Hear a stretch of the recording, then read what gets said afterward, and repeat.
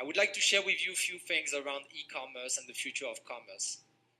Big technologies or big trends are very interesting in two particular stages of their life cycle. One is when they are created or discovered, and the other one is when they take massive adoption and hypergrowth. In the case of e-commerce, you might wonder, why are we talking about e-commerce in an innovation forum when e-commerce actually exists for 30 years? Well, the big difference is that we are at the tipping point where the growth and the acceleration of e-commerce is massive across the globe, and that's actually now impacting society, it's impacting brands, it's impacting traffic and cities. So it has a much bigger impact into the world than what we traditionally saw. Starting with the customer and the consumers, I think whatever we do, we always have to keep in mind that the most important are the consumers and what we're trying to solve. Talking about the new technology and what is happening in e-commerce, I'll talk about omni-channel and the importance of omni-channel, of the convergence of offline and online. And we finish with the payment aspect, which I know is a very relevant topic here in Mexico, which we have to look at. So starting with the consumer, I think this picture is the best picture to represent the massive change we are seeing in the mindset of generation. This is a kid, it's a real picture that is writing to Santa what he wants for Christmas, right? So, it's the URL of the Amazon product. So when we talk about change in the mindset and technology and why there's tremendous change on the way new generations are coming, I think this is a very good representation. By 2020, close to 50% of the workforce is going to be millennial. So that's going to have a huge impact as to how companies are working, how people are buying, even to a bigger extent than now. Consumers want choice, they want speed, they want convenience, so they want to be able to buy anywhere, anytime. They want that to be easy, and they want it to be evolving constantly. So when we talk about consumer expectations and change, there is a big topic that is very important, is consumers have expectations that are changing by the day. So how do you solve for a problem that is changing constantly and moving along the path? So to do that, companies have come to a situation where they're trying to basically predict what we want. This cover is actually one of the most representative cover of what is happening.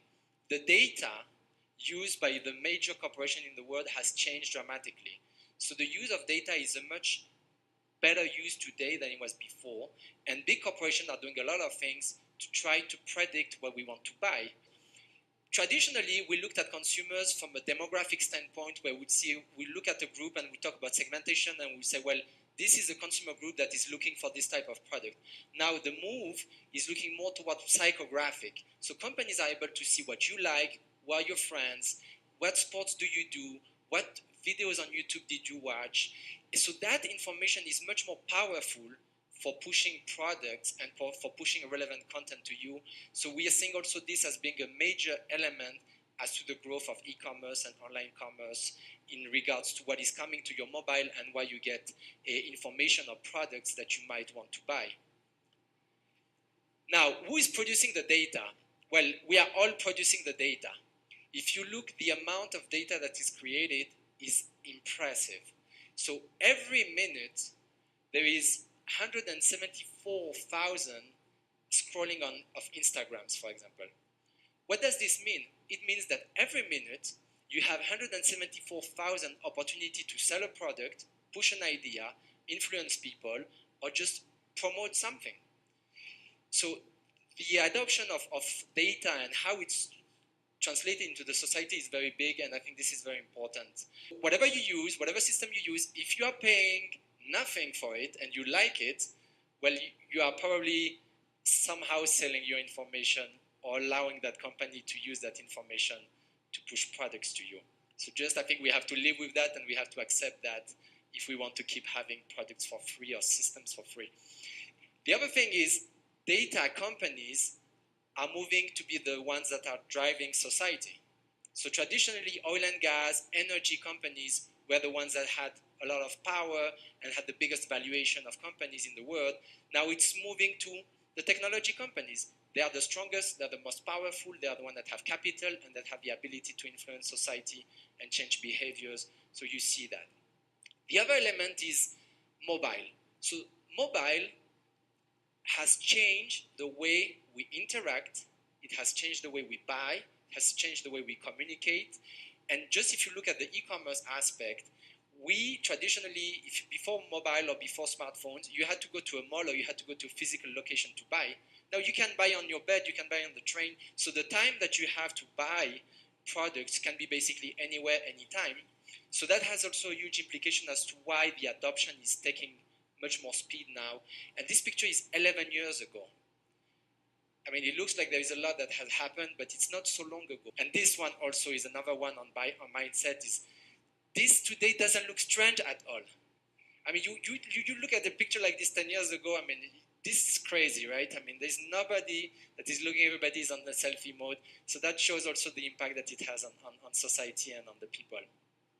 So on the e-commerce topic and the mobile, here you see some stats. I think when you look at 72% of mobile commerce is going to be done directly online using any kind of mobile devices of the total e-commerce. So that has big implications also as to mobile companies really having a huge role to play into that. So I think that's something that is going to be very interesting as well.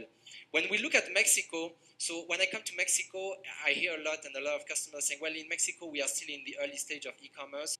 And there are many things that we need to fix, logistics, payment, and all that. It's just a matter of time, and I think we are starting to see also in Mexico a very strong push from major corporations towards online sales and really pushing that. Now, the big advantage you have in Mexico for any entrepreneur or any company that is looking into this is it's still early on. So there is no major players like you have in Argentina or like you have in Brazil or like you have in the US that control 40% of online sales. So it's still very fragmented. So there's still a lot of opportunities. So that's the right time to really push for that. And when you look at growth projections, they're obviously higher than other markets because there's a lot of potential there.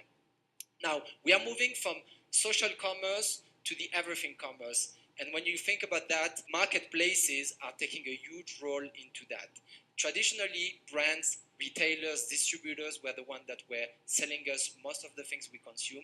Now, marketplaces are really becoming extremely powerful on the way because of the share of the entire commerce that they represent.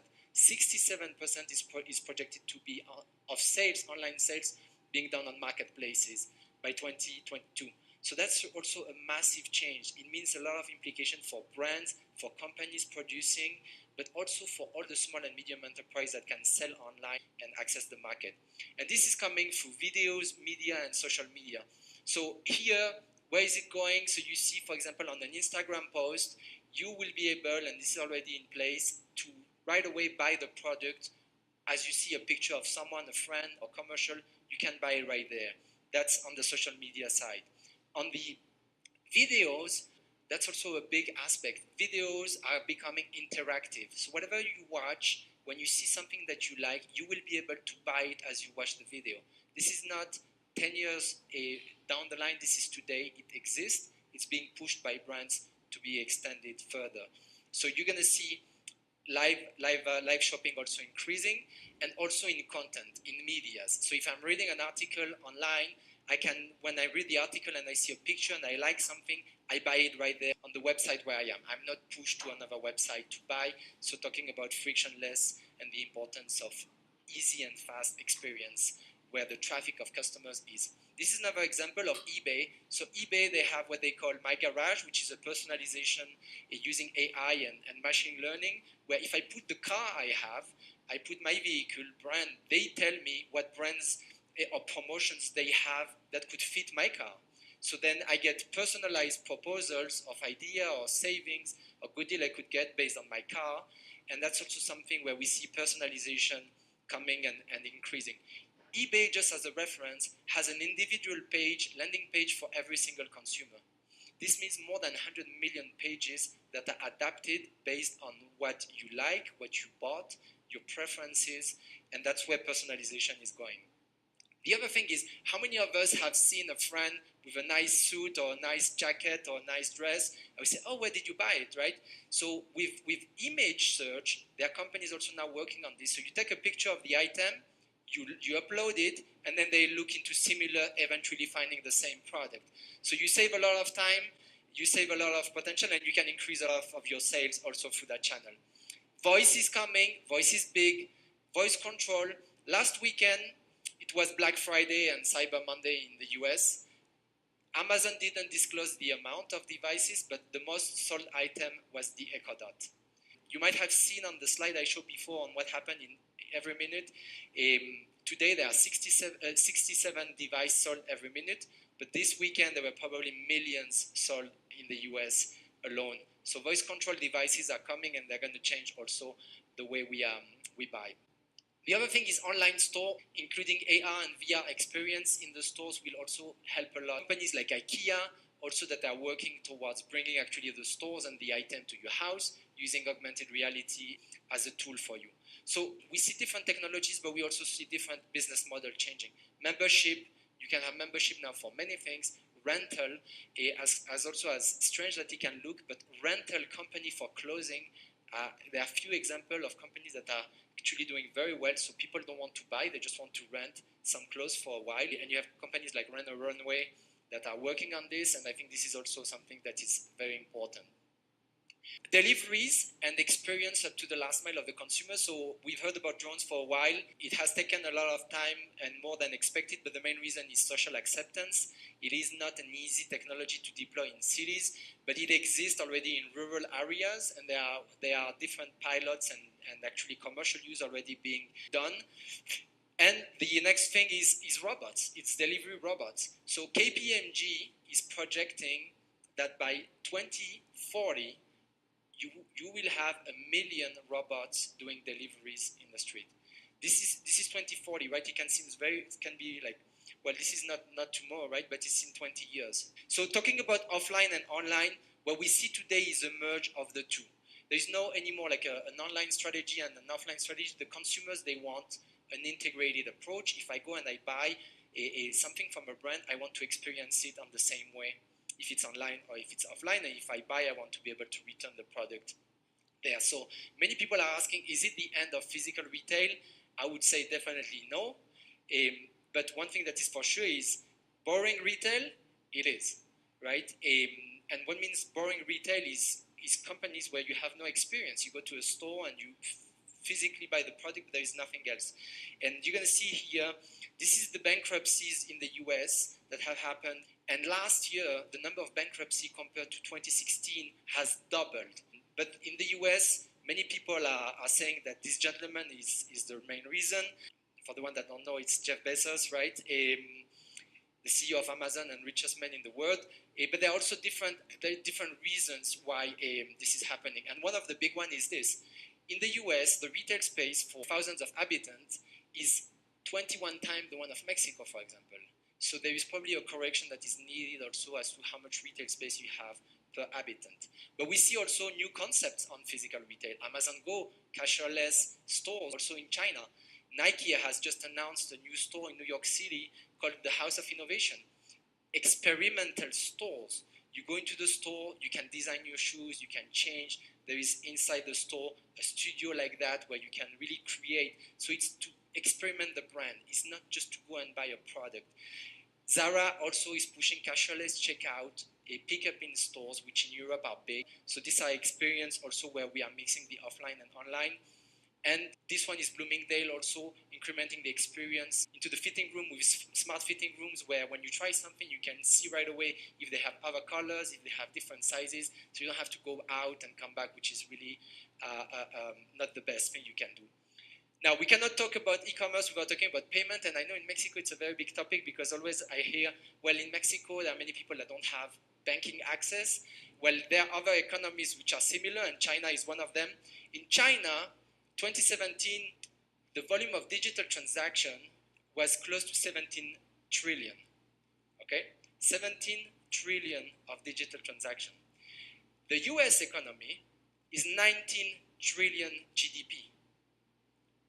So I put the Google slide because I thought that maybe some people will want to fact check me on this one, so you save some time here.